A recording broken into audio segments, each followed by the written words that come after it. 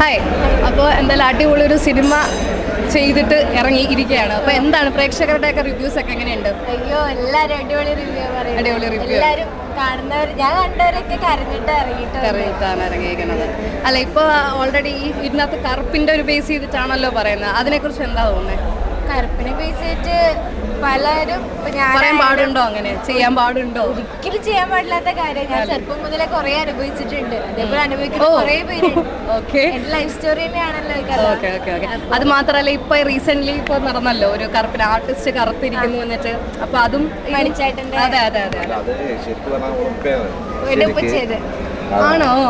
ശരിക്ക് പറഞ്ഞു കഴിഞ്ഞാല് അവരെ കല്ലെടുത്തെറിഞ്ഞ് ഓടിക്കണം എന്നാണ് ഞാൻ പറഞ്ഞത്.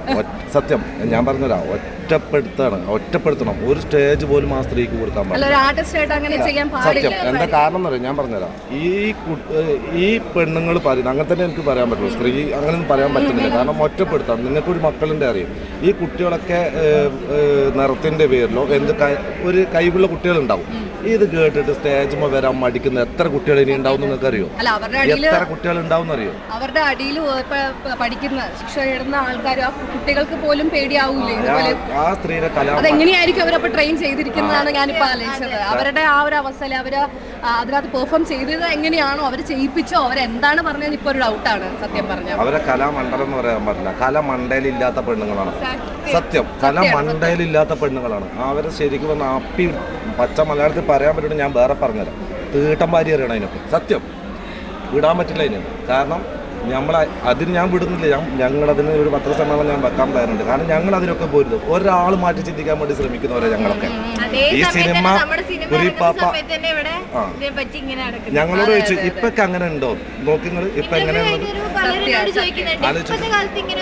ബോഡി ഷേമിംഗ് അല്ലെങ്കിൽ ഒരു കളർ ഗ്രേഡിങ് അങ്ങനത്തെ ഒക്കെ പറയുന്നത് ഇപ്പൊ ഇല്ല എന്ന് എല്ലാരും പറയുന്നുണ്ട്. പക്ഷെ ഇപ്പോഴും അത് നടക്കുന്നുണ്ടെന്ന് തെളിവാണ് ഇപ്പൊ അത്. സിനിമ കണ്ടിട്ട് വരുമ്പോഴത്തേക്കും റിയൽ നടക്കും. ആ സ്ത്രീ മൊത്തം പെയിന്റ് അടിച്ചിട്ട് വെള്ള പെയിന്റ് അടിച്ചിട്ട് നടക്കണം. എന്നാലും അവരുടെ ശരീരത്തിൽ ഒന്നും ബ്ലാക്ക് ഉണ്ടാകാൻ പാടില്ല. സത്യമല്ലേ? എന്റെ ബ്ലാക്കിനോട് ഇത്ര അലർജി കാക്ക അത് ഇത് പറയുന്ന രീതി എടുക്കണം. അത് മാത്രല്ല, പറഞ്ഞൊരു ഡയലോഗ് ആണല്ലോ, അമ്മയ്ക്ക് പോലും അങ്ങനത്തെ ഒരു ഡയലോഗ് അടിച്ചല്ലോ. കാക്കയാണ് ഒരു അമ്മ അല്ലത്. അതെ അതെ പറയാൻ കഴിയില്ല അങ്ങനെ. കാരണം അവരെ കുട്ടി ഇച്ചിരി നിറം പോയാൽ കൊല്ലുവോ, ഒഴിവാക്കുവോ? അവരെ കല എന്തെങ്കിലും ഉണ്ടെങ്കിൽ ആ കുട്ടീനെ വീട്ടിലിരുത്തുവോ? അപ്പൊ എന്ത് സ്ത്രീയാണ് അത്? അതിന്റെ രാമകൃഷ്ണൻ ചേട്ടൻ അപ്പൊ കഴിവിനെ പോലും അവിടെ കളറിന്റെ ബേസിലാണ് അങ്ങനെ പറയുന്നത്. ആ സ്ത്രീന് മാപ്പ് പറഞ്ഞാൽ പോലും ഒരു സ്റ്റേജും ഒരു ജനങ്ങളും കൊടുക്കരുതെന്ന് ഞങ്ങൾ ആഗ്രഹിക്കുന്നു. ഒരു സ്റ്റേജ് പോലും ആ സ്ത്രീക്ക് കൊടുക്കരുത്. ഞാൻ പറഞ്ഞ പോലെ കല മണ്ടയിലില്ലാത്ത പെണ്ണുങ്ങളാണ്. ബാക്കി എൻ്റെ മോള് പോലെ.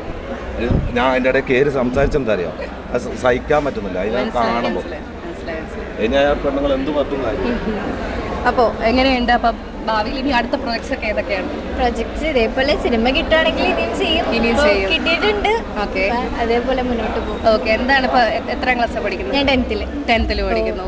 എക്സാം എല്ലാവരും എങ്ങനെ എന്താണ് ക്ലാസ്സിലെ ഫ്രണ്ട്സ് ഒക്കെ എന്താ പറയുക?